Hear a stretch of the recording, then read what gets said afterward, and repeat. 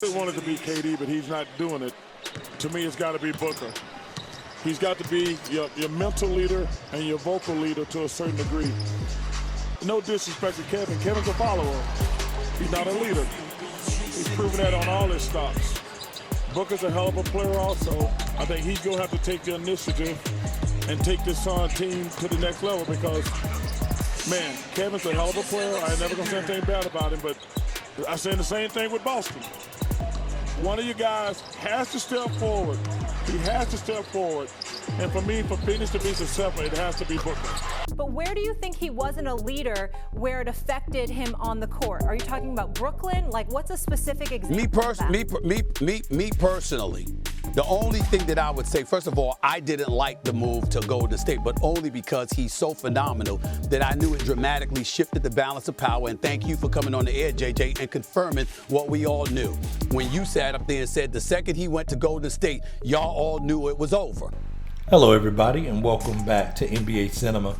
Well, Kevin Durant actually was called out during All-Star Weekend by Charles Barkley for being a follower, not really a leader, and even said that Devin Booker would need to take the reins as the leader of the Phoenix Suns if they're going to go to that very next level. And Kevin Durant actually took a point to respond to both him, because then Stephen A. Smith brought that conversation on his show First Take after the All-Star game. Take a listen here at what Kevin Durant had to say in response. Your response to what he was able, what he put out. I just feel like a lot of people that's on TV that don't ever come to the gym, don't ever come to games. It's hard for them to speak on what I do when they're not in here. So it's just part of TV. You know, that they needed something to fill the segment up. You know, so they talk about some negative shit. You know, but you're not in the gym. I don't respect your opinion. You're not in the gym with me. That's just what it is. I mean, anybody that knows anything about basketball, forget that. You don't even have to know that much about ball to know that Kevin Durant is a bucket all the way around. The guy has all the talent in the world. I mean, I thought one thing that Andre Iguodala mentioned about KD, and I can see that being true, where he actually said the only thing stopping KD from taking that next level is he don't hit weights. And I thought about that. I said, can you imagine Kevin Durant's skill set, but he just ended up adding like more, a little more strength to his frame, to be able to get, different positions, fight through screens a little bit easier, not exert so much energy when going up against stronger players, both offensively and defensively. And I agree with that. I feel like there's no way around the weight room. It's no way around it. I know, he's a prolific scorer, but sometimes you can get physical with him. And I think people saw that specifically in that Brooklyn series, and maybe even in the playoffs last year when he was with Brooklyn, and they played Boston, the Celtics in the playoffs. I remember Tatum being physical. I remember Grant Williams being physical with Kevin Durant. And it really caused him more problems, really, than I've seen with anybody except for Kawhi Leonard. Kawhi Leonard always seems to do a pretty good job guarding Kevin Durant.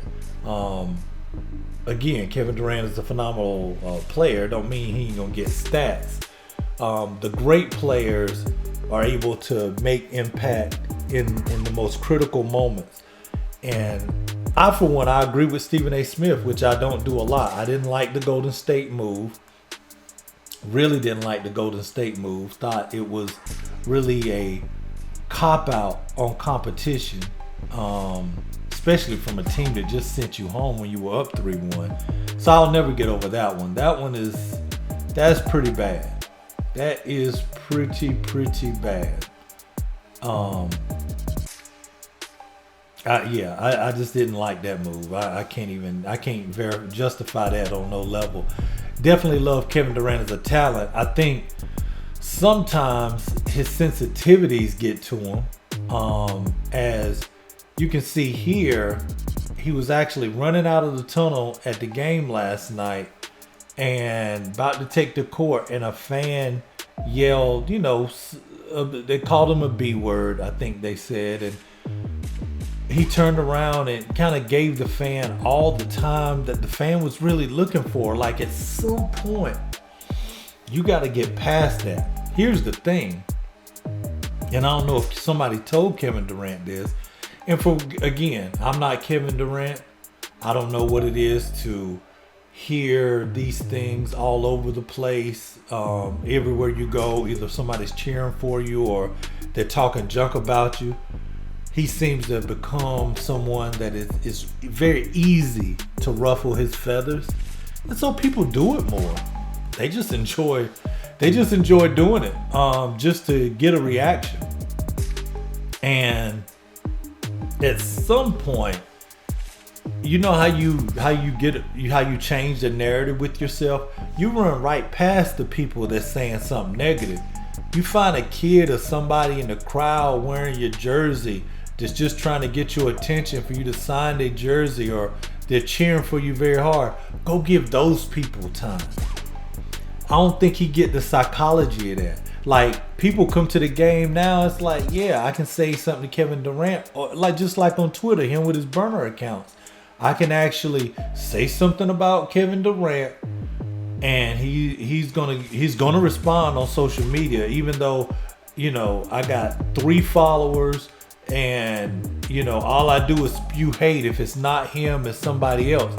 I mean, I don't know. I think it's a different mentality too, because I'm not, you know, I wasn't born in this whole social media era. So things people say to me online, or would say to me online, it's like, okay, I read it, but you can tell when someone's trolling. It's like, it's just hard. It's just hard to respond to someone that is just trolling.